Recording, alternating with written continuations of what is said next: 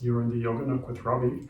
I'm Robbie S.D. Willick, and today we're going to go through 5 exercises, 2 just general mobility exercises or movement exercises, and 3 yoga poses that can be helpful for a scenario where you've had a recent injury to the foot or surgery on the foot and you're not able to bear weight on that foot or on your feet. It can also be helpful for scenarios where you have to be careful about bearing weight through the leg, the knee, the hip joint. Even for the low back, if you need to be careful about bearing weight through the lower back area, but mostly for the foot. We're going to begin on our back. If you have a strap available to you, or a fitness tube or a fitness band, that can be helpful. And a bolster can be helpful if you're doing this in bed because you are needing to take some care and just spend some more time in bed. You can use a pillow, even a folded up pillow might be helpful to have, just folding it lengthwise, and it will kind of mimic the shape and size of a bolster. But again, we'll begin on our backs. So lowering down onto your back. Just arms a comfortable distance away from your body, knees beginning in a bent position. And we're going to do just some movement with the leg, a bit of a straight leg raise, playing with a little bit of movement throughout the legs. So you can have one knee bent, foot on the bed or on your floor. And just beginning with a little bit of a bending of the knee, the other leg. So drawing the heel in towards your butt and then extending upwards towards the ceiling. The knee does not have to be perfectly straight. That's not what it's about. You can even draw the knee in toward your chest a little bit as you're doing that movement. You're really just trying to engage a little bit of movement around the knee joint and around the hip joint, a little bit of movement through the pelvis and the lower back. If you've had surgery or injury to the foot or the ankle, and you're just sitting a lot, lying down a lot because you're not able to move as you would regularly move, the lower back can really stiffen up. The muscles across the hip, the butt muscles, the gluteal muscles, the muscles in the leg can all really become tight. This is just a general movement to introduce some movement back into the leg. Get the lower back moving a little bit more freely. So just a few repetitions, again, just lifting and lowering, straightening the knee, bending the knee. Not too worried about what happens with the foot. You don't have to pull the top of the foot down towards the floor. That might not be appropriate if you've had an injury or surgery. Just doing what's comfortable, using your common sense to guide you. We'll switch over to the other side. Again, a little drawing of the knee in toward the chest. A little bit of a straightening and bending at the knee. Again, a little flexion and extension at the hip where the knee pulls in a little bit towards the chest and then moves away from the chest. Totally fine. Nothing too fancy about this. But these long muscles throughout the back of the leg, the hamstring muscles, especially if you're sitting a lot, recovering from surgery or injury, they can really become tight. This is a nice gentle warm-up for those muscles. If they're really tight, you may be a little limited in your ability to fully straighten. You might only be able to come to 90 degrees, not to that full extension or full lengthening at the knee. Just playing with the available movement that feels comfortable for you. We'll do one more round here. Looking for about 8 to 10 repetitions as a nice warm-up. Even if this is not comfortable for the feet, if you're not even able to bear weight in this way, technically this is a weight-bearing exercise since your feet are planted on the floor. So this is low weight bearing, low, L-O-W, L-O-W. If you want to get no weight bearing, you can just have the legs fully extended, and that's even less pressure on the foot and the ankle. We'll do a little opener for the hips, so this is a bit of a modification of our kind of straight leg raise. just a little circling of the hips. So drawing the knee in toward the chest, crossing the midline, moving away from the midline to the outer part of your body. Just a nice circular motion of the knee. Really great for breaking up tension around the glute muscles, through the back body, through the back of the pelvis. Again, these can become tight and stiff, sore, tender, with changes in your activity level. And just a nice way to mix it up a little bit. We can switch directions, 4 or 5 in one direction, and switching the other direction. Again, the knees swinging out to the outer part of the body, crossing the midline, foot moving away from your body, pulling back in towards your body. And we'll switch up to the other side, gently resting that leg on the floor. And switching up to the other side. And again, you're just using your comfortable availability of range of motion. If you have some restrictions around the hip, osteoarthritis at the hip, some injury to the hip, or just generally need to be careful, of course, you're just going to use that comfortable, available range of motion. So maybe it's just very small circles, as I'm demonstrating right now. The more you push towards the extreme ranges of motion anywhere in the body, the more prone you are to injury of those joints and soft tissues with that movement. So keeping it modest, keeping it comfortable, switching directions after 4, 5, 6 rounds. It's a nice little massage for the butt, the glute muscles as they press into the mat. Just breathing naturally, whatever's comfortable, natural feeling of your breath for you. If you've been lying down a lot in your bed, recovering from injury on your back, it's nice to change direction a little bit. So we'll come onto our side. You can prop yourself up on your elbow. If you're in bed, you're going to have some cushion with the mattress. If you're on a more firm surface, sometimes that bony prominence on the outside edge of the hip can press into that firm surface and not always comfortable. So have a little blanket or a bolster, some padding as needed. We're going to move into an abduction movement. Abduction is movement away from the body. So with the leg, that's just bringing it up toward the ceiling and back down. Here I'm demonstrating with a fully straightened leg. Have a little bit of a bend in the leg, but at the knee. But you can also do it with a bent knee. Just a little lifting and lowering. As the knee bends, the lever shortens, the lever of the leg shortens. It's a little bit modified in a way it's easier for the body to do. The longer that lever becomes, the more of a challenge it is for the body. This is a bit of a core strengthener in addition to a leg strengthener. Not only a strengthener, but as we move the leg, we're getting a little stretch through the leg variably. So just a few lifting and lowering. It can be pretty engaging, pretty activating for the muscles on the outer aspect of the hip, the glute med and the glute mens. So, take a break if you want to, if you need to. And we'll switch over to the other side and do the same thing. And padding as you need for your comfort. Propped up on your elbow. You can start with that bent knee or the straight knee. Again, moving comfortably. This can be a little taxing for the lower back. They've been not as active, those muscles in the lower back, because you've had to modify your activity level. This can be a bit strenuous, so maybe you're not lifting that leg as high as you would normally be able to go. Maybe it's just coming up a few inches away from your other foot. Keeping it comfortable through your foot, through your knee. If you're finding that you've been doing a few rounds with that straightened leg, you just need to have a little bit of an easier time, a little bit of a relative rest. Let that knee bend, shortening the lever, making that movement a little bit more manageable.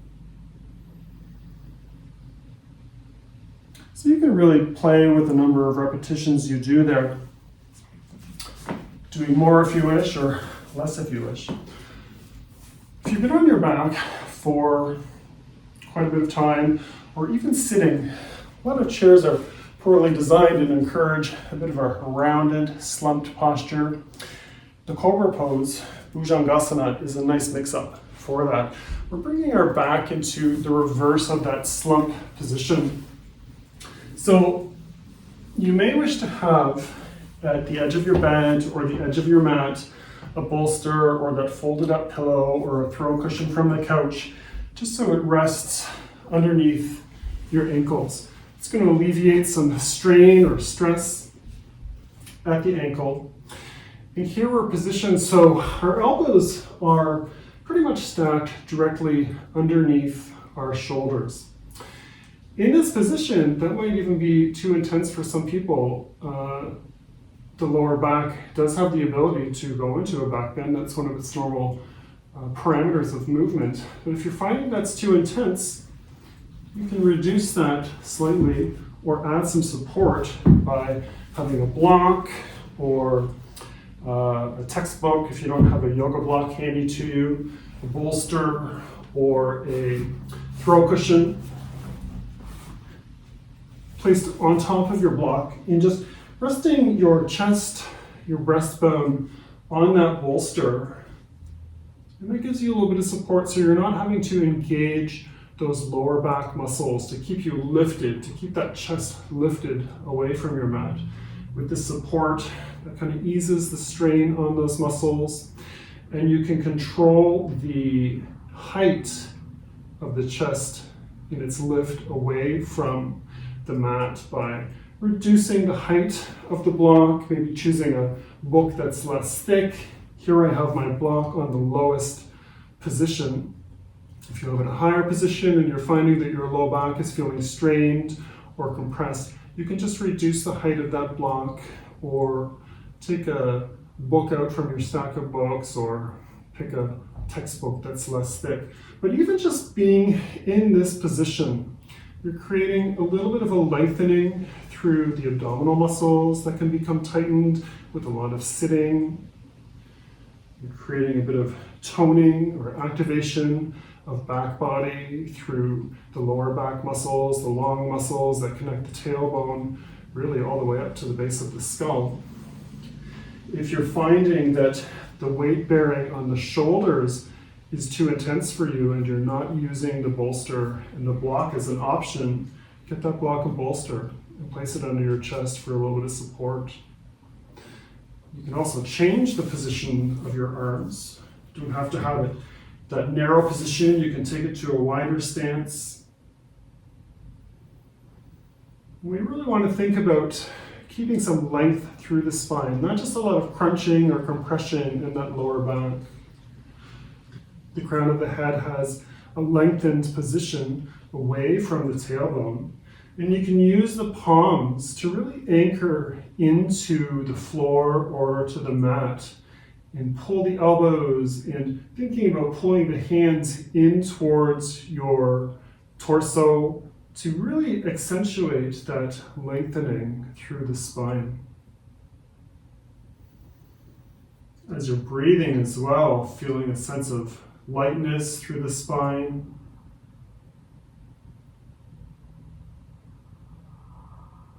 Just keeping that breath flowing. And you can hang out here for quite a long time if it's comfortable for you. If you haven't done this pose before, you really want to be modest with your time. Maybe even 20-30 seconds is enough. If you're accustomed to this pose and it's feeling good for you, even 5 minutes. You can hold it for about 5 minutes. Longer than that, you may get some benefit from that, but a lot of research shows 2 to 5 minutes is often your end duration time for achieving the benefits of fascial stretch, connective tissue stretch. So 5 minutes, I'd say that's your max. To come out of this pose, we're just going to roll up. We don't want to take weight into the ankles. Just roll to your sides. Remove the block, remove the bolster. And we're going to come onto our back for Apanasana. Apanasana is just a knees to chest pose.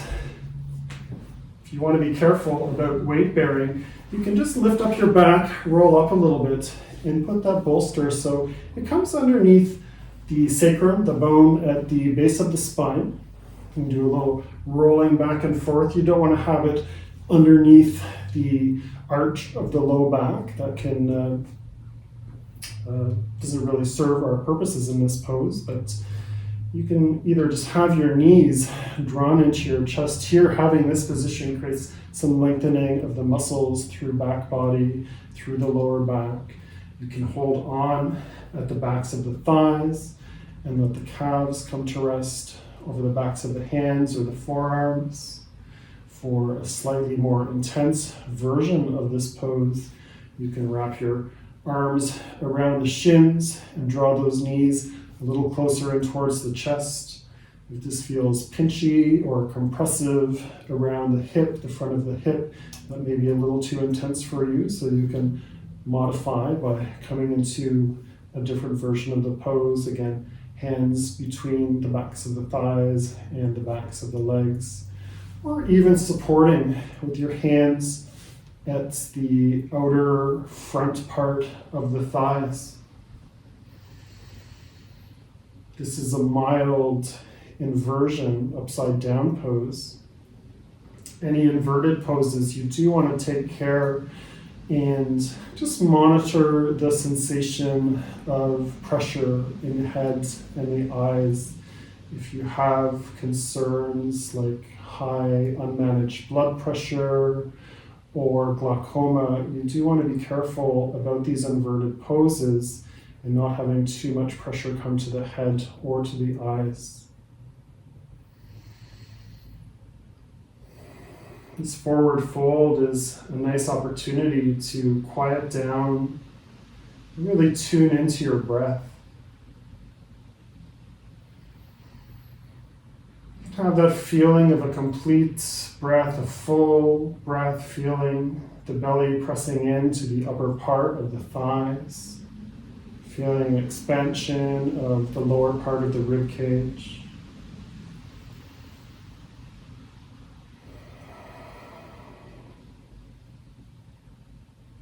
Sometimes it's nice to close the eyes and just listen to the rhythm of your breath, using your breath as a fulcrum for your attention,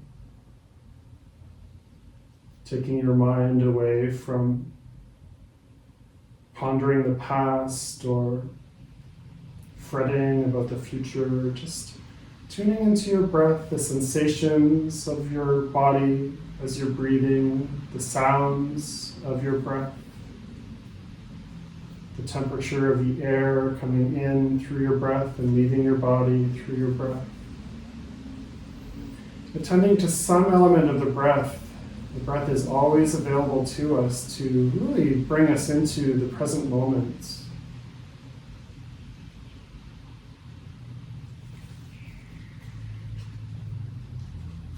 You can stay here for longer if that feels good for you. Or our final pose, we'll move into Viparita Karani, which is a more intense inverted pose.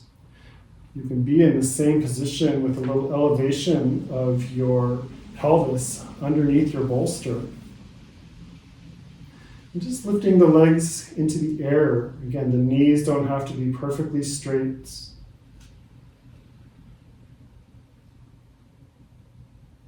And just letting the legs have a feeling of lightness. You're trying to minimize any swaying in the legs. And this is another element where you can really anchor your attention into the now, just by trying to achieve some stillness and relative stillness in this position.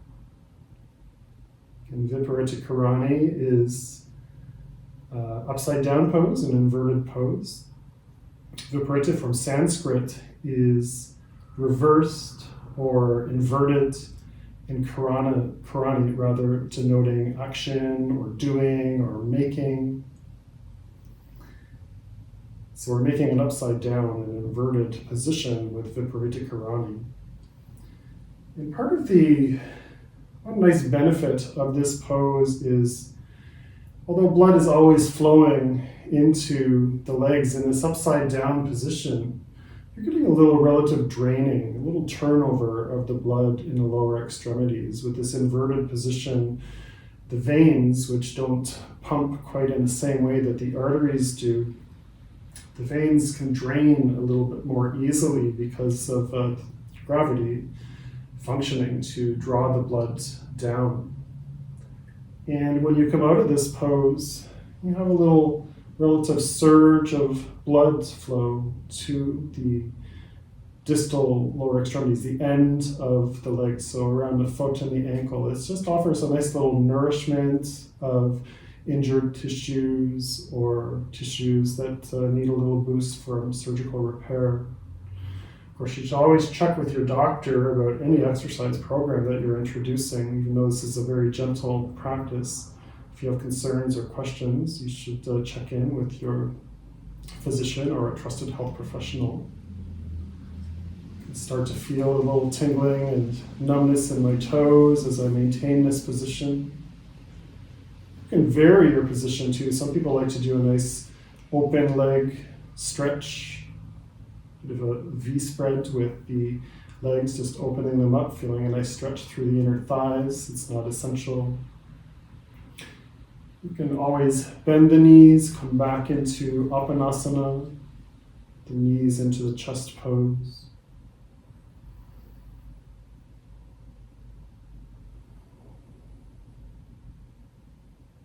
When you're ready to come out of this pose, slowly letting one knee at a time draw in toward the chest, bending at the knees. You can do a little swiveling of the hips back and forth to remove that bolster rather than bringing your feet to the ground and, feet to the ground and lifting up the legs. The feet coming back into contact with the floor. You can rest here for a few moments, or you can straighten those legs.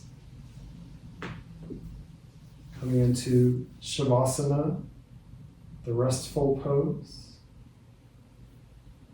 You spend a few minutes here, again, quieting your body, letting your body settle into the contact points where you're supported on your bed or your yoga mat or whatever surface you're resting on. We won't do a full expression of Shavasana today. You can spend a good 20-30 minutes in this position. It's very restful. So many health benefits are derived from doing a restorative, restful pose like Shavasana. But for our purposes today, I'm going to end this class. I hope this has given you some options for some non-weight bearing or low weight bearing stretches, a little bit of strengthening to help you recover from any injury or surgery that you've had. Again, checking in with a health professional if you have any questions about whether it's appropriate for you or not. But thank you for joining me today in the Yoga Nook with Ravi. Namaste.